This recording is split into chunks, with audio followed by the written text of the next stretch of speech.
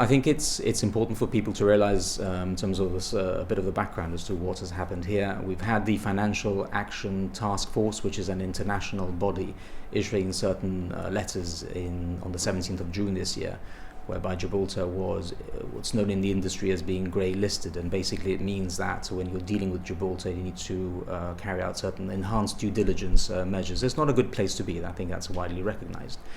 The government has said that the FATF has identified 2 issues which needs to be addressed, and the government is working very hard to ensure that those are fully addressed and dealt with as soon as possible, so that then we are removed from the grey listing.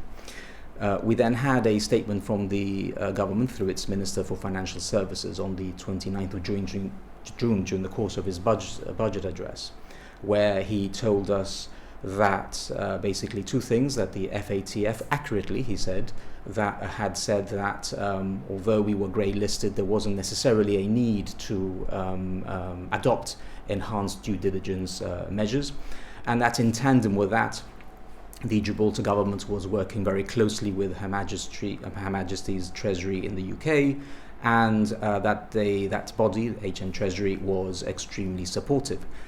So we were very surprised to learn that 5 days after he gave that speech on the 4th of July, HM Treasury issued what's called an advisory notice, indicating that Gibraltar would indeed, despite the FATF's recommendations, would indeed be grey listed in its own UK national legislation. And so that people understand what that means, we are now, I'm afraid, rubbing shoulders with the likes of South Sudan and Syria. So it's certainly not a good place to be, and the quicker that we are removed from that list, the better. But what surprises us is that, given the statements from the government on the 29th of June, that we should have been placed on that list statutorily by the 11th of July. Are you suggesting that the government might have known this would happen at the time those statements were made in Parliament? I'm not suggesting anything. If they did know, then I think they should have told the public through the Parliament. At the end of the day, we can all handle the truth. And if they didn't know, then query whether they have been caught off guard. But we need to do everything possible to ensure that we are removed from that list, not just in relation to the international body that I just referred to, at the FATF, but also, I think importantly, that our friends in the UK also remove us from that statutory list as soon as possible. And the explanations that we have had from the government have been deficient, in the sense that they state the obvious fact that yes, we are listed in that list by the UK, and that we will then only be removed from that list once they do what they need to do in order to remove us from the grey list. But what we say is, if it is true that you have very close contacts with the UK Treasury, then I query whether it will be possible to remove us from that statutory listing even in advance of that. Well, the government says it's UK policy to follow the FATF and amend its regulations accordingly when a country is grey listed, and that it wouldn't really be possible in that sense to make an exception for Gibraltar, as this is a matter of procedure.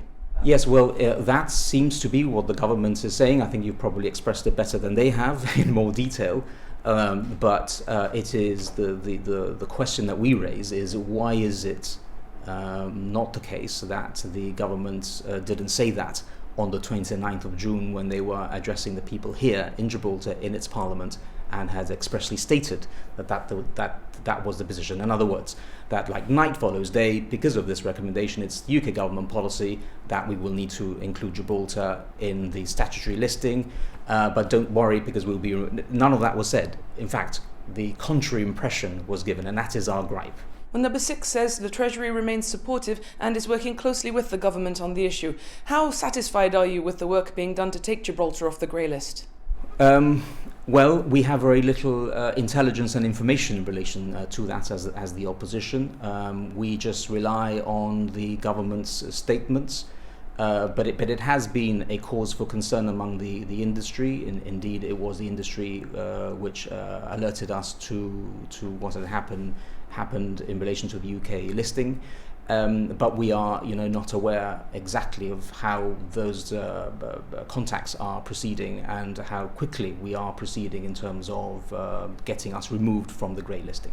And what specifically would you like to see done? What more needs to happen in order for Gibraltar to be taken off the grey list? Well, again, I'm not delighted as to the specifics or technicalities of it, but as I understand it, there were basically two issues. And further, as I understand it from what the government is telling us, the relative to the other jurisdictions, we are in a better place in terms of the action plan, what they call the action plan that needs to be complied with. But we're not delighted as to the technicalities of it. That's being dealt with, I'm assuming, by taking the government to its word, by the ministry, and all we hope from the opposition perspective, and indeed on behalf of the entire financial services industry, which is such an important sector of our economy, that it be done as quickly as possible, and that we are removed from the grey listing as quickly as possible, and indeed from the UK grey listing as quickly as possible.